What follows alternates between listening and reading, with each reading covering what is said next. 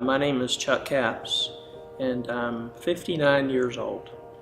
I was born in Pensacola, Florida. I served in the Air Force for 21 years, retired in 2006, and came to Lipscomb. I have a diagnosis of idiopathic pulmonary fibrosis that stops the alveoli in the lungs from functioning properly.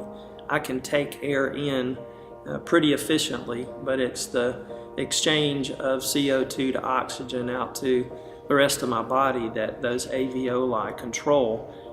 Lesson that I learned the day that I was diagnosed is that there's a life expectancy of 3 to 5 years after diagnosis. The disease itself is a pretty tenuous disease. Some people, once they have the disease, they don't make it very long because the progression is pretty rapid. Something as simple as flu or bronchitis or any kind of upper respiratory infection could do me in pretty quickly. And I have to try to avoid long Chris Smith sermons.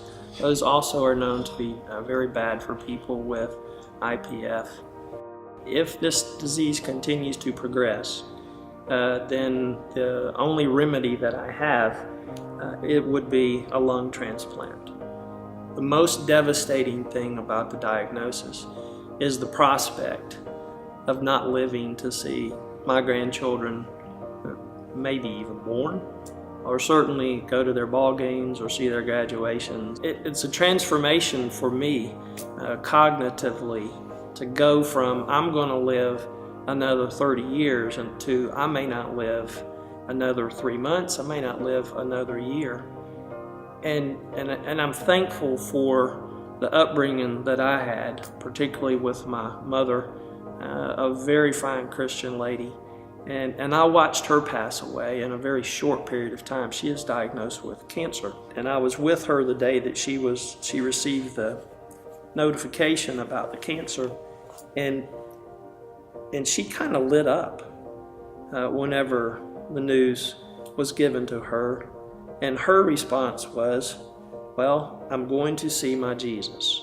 And I think that was probably excellent preparation for me, because at that point I realized that is probably going to be me in a shorter period than what I had expected. And so immediately I had to kind of reframe what life here was compared to what life there is going to be like.